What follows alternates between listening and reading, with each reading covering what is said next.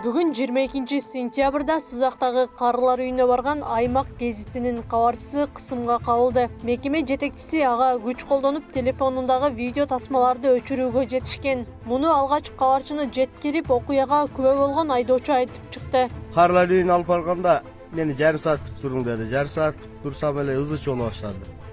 Ызы чолгондо эле секен немени карадым да.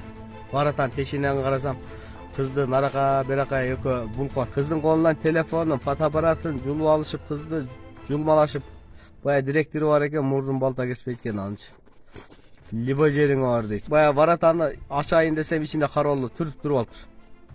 Аны түртүп ачып мен күчкө салып кызды алып чыгып кеттим да. Ал эми журналист кыз карылар үйүнө алардын жашоосу тууралуу маалымат топтогону барганын айтты. Ошол учурда мекеме жетекчиси карыяга орой мамиле жасаганы видеого тартылып калган. Мындан чатак чыгып, ал күч колдонууга чейин жеткен. Бир киши келип калып эле бир нерселерди айтып атты. Айнекти ачып коюптур, анан жаап коюптур деп ошентип айтты. Анан эми жаш бала окшоп эме кыла бересиңерби, эми силерге эмне бурчка тургузуп коеюн, стол көтөргүзүп деп. Биринчи класстын окуучусундай кылып мамиле кылды ага. Анан мен анын жигим келип ана видеого тартып аламбы? Видеого тартып алсам, мен видеого тартканымды көрүп калды да, сен эмне үчүн менден сурабай сен видеого тартасың, сен андай кылганга укугуң жок деп. Менин телефонумду дагы, фотоаппаратымды дагы тартып, фотоаппараттагы сүрөттөрдүн баардыгын формат кылып, эми кетейин десем, сен паспортуңду бер, мен тартып калам дейт. Паспортумду бербейин десем, колуман болбой жууп алып, тартып, сен мен ошону мени шантаждап атасың, коркутуп атасың, аны муну телеп башымда. Бул боюнча карылар үйүнүн жетекчиси Аида Байжигитова окуяны өз версиясында айтып берди. Ошо мени незаконно тарткан үчүн мен өчүр дедим. Өчүрбөдү эле. Өчүрүп кой сиңдим десем, өчүрбөдү эле. Мен муну подопечныйга сурадым. Өчүрүп кой дедим. Аны эч ким кабинетке камаган жок. Аны эч ким карактаган жок. Эч ким аны түрткөн жок. Эме кылган жок. Мына ушу сотрудниктер бардыгы менде турат.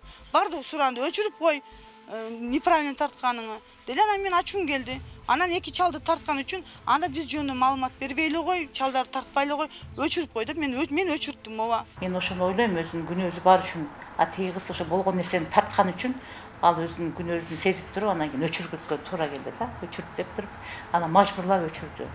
Бул деген бул журналисттин баягы укугун тепсегендик деп билем да мен. Эгер ошол барган бир күндөгү барган ошо адамга мамилеси ушундай болсо, ал жердеги карылар үйүндөгү ошол жашап жаткан адамдарга дагы мындай орой мамиле кылса, ал өзү жетекчиликке татыктуу эмес деп ойлойм да.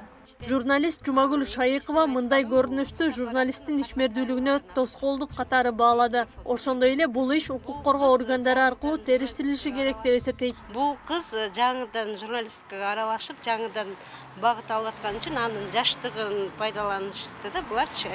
Алар кандай жагдайды тартат, кандай окуяны тартат, анын телефонун же колдонгон каражаттарына алардын тийгенге акысы жок. Бул боюнча керек болсо укук коргоо органдарына кайрылып, бул боюнча кайрылышы керек деп ойлойм да.